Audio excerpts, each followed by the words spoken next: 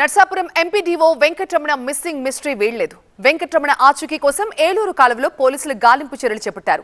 కాలువలో భారీగా గుర్రపు డెక్క పేరుకుపోవడంతో కార్పొరేషన్ సిబ్బంది తొలగిస్తున్నారు. కిలోమీటర్ మేర కాలువలో పోలీసులు గాలింపు చర్యలు చేపట్టారు. నిన్న రాత్రి కాలువలో ఒకరు దూకినట్లుగా పెద్ద శబ్దం వచ్చిందని స్థానికులు పోలీసులకు చెబుతున్నారు. వెంకటరమణ ఆచూకీపై సాయంత్రానికి క్లారిటీ వచ్చే అవకాశం ఉందని పోలీసులు అంటున్నారు. ఎంపీడీఓ వెంకటరమణ కోసం గాలింపు చేస్తున్న ఏలూరు కాలువ దగ్గర నుంచి మరింత సమాచారం మా ప్రతినిధి శివకుమార్ అందిస్తారు. ఎంపీడీఓ వెంకటరమణరావు కుటుంబ సభ్యులు ఉన్నారు. ప్రస్తుతం వాళ్ళతో మాట్లాడే ప్రయత్నం చేద్దాం. సరే, అసలు మిస్సింగ్ సంబంధించి మీకున్న అనుమానాలు ఏంటి? మిస్సింగ్ అంటే ఆయన కంటిన్యూస్ ప్రెషర్, మానసిక క్షోభను అనుభవిస్తున్నారండి. 3-4 మంత్స్ నుంచి డబ్బులు కట్టట్లేదు. వాళ్ళ ఓన్ జెడ్పీ ఆఫీస్ నుంచి రికవర్ చేయమని ప్రెషర్ చేస్తున్నారు. ప్రెషర్ చేసి నువ్వు రికవర్ చేయలేకపోతే నీ దగ్గర నుంచి రికవర్ చేస్తాము. ఆయన రిటైర్మెంట్ నెక్స్ట్ ఇయర్ మార్చిలో ఉందండి. ఆయన ఇదంతా తీసుకోలేకపోయారు. Everyday pressure, like everyday 1 lakh కట్టాలంటే, రికవర్ చేయాలంటే అది ఇంపాసిబుల్ కదా. బీయింగ్ ఏ గవర్నమెంట్ ఎంప్లాయీ, ఎవరైతే ఆ ఫెరీ రన్ చేస్తున్నారో వాళ్ళతో మాట్లాడితే ఆఫ్టర్ కంటిన్యూస్ ప్రెషరు 75,000 ఎవ్రీడే కట్టడానికి అగ్రీ చేశాడు. అది for past few days. But pending అయితే 3 months అట్లాగే ఉన్నాయి. Around 53 lakhs. అసలు ఎవరు ఒత్తిళ్లు పెట్టింది? ఎవరు అసలు ఎందుకు వలన ఈ అమౌంట్లు చెల్లించాల్సి? ఆఫీస్ నుంచి ఒత్తిడి ఉంది సార్, ఆయన కంటిన్యూస్గా రికవర్ చేయమని. ఆయన రికవర్ చేస్తుంటేనే ఎవరు రెస్పాన్సిబిలిటీ తీసుకోవట్లేదు. మొత్తం ఆయన మీద పెట్టేసి మీరు రికవర్ చేయండి అని వాళ్ళు అంటున్నారు. ఈవెన్ వాళ్ళ సీఈఓకి చెప్తుంటేనేమో సీఈఓ చూద్దాంలే అంటున్నాడంటే పట్టించుకోవట్లేదంట.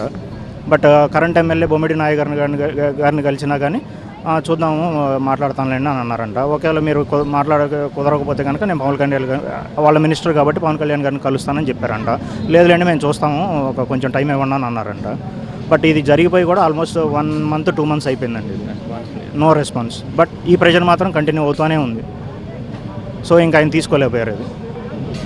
సో ఇవి ఆ ఫెర్రీ అతను కట్టలేకపోవడానికి కారణం బ్యాక్ ఎండ్లో ఈ ప్రసాద్ రాజా అనే వైసీపీ ఎమ్మెల్యే హ్యాండ్ ఉంది ఇందులో. సో వాళ్ళిద్దరూ ఇన్వాల్వ్ అయ్యి ఇలా హెరాస్ చేపిస్తున్నారండి.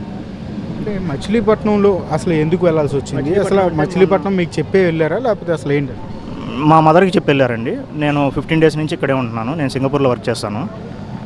ఇక్కడే ఉంటున్నారు. నిన్న వెళ్ళింది ఎందుకు, నేను మొన్న వచ్చినప్పుడు నర్సాపురంలో ఇబ్బందిగా ఉంటే ఇక్కడికి ట్రాన్స్ఫర్ చేయించుకోమని అడగండి, ఇక్కడికి వెళ్ళి జెడ్పీ ఆఫీస్ కానంటే ఆయన నిన్న అపాయింట్మెంట్ కూడా తీసుకున్నారు. తీసుకొని సీఈఓని కలవటానికి కూడా వెళ్ళి కలవలేదు. అక్కడికి మచిలీపట్నం వెళ్ళిన తర్వాత ఆయన రాంగ్ డెసిషన్ తీసుకున్నారు. అది ఒక మనిషిని ఇట్లా సిన్సియర్ ఎంప్లాయీని ఇట్లా గవర్నమెంట్ ఎంప్లాయీని ఇట్లా చేశారు ఎందుకు? సో దీనికి మాకు సమాధానం కావాలి సార్. ఈవెన్ మాకు బాడీ కానీ ఏమీ ఇన్ఫర్మేషన్ కానీ ఏమీ లేదు. కంటిన్యూస్ ఇది 2nd day మాకు. సో సిన్సియర్గా వర్క్ చేస్తే ఇట్లా చేస్తారా? కొంతమంది ఒత్తిళ్ల వల్లే ఆయన ఆత్మహత్యకు పాల్పడి ఉంటారని చెప్తూ ఉన్నారు. పోలీసులు తమకు న్యాయం చేయాలని కూడా వాళ్ళు డిమాండ్ చేస్తున్నటువంటి పరిస్థితి కనపడుతుంది. కెమెరామ్యాన్ అంజీతో బాబీ, TV9 విజయవాడ.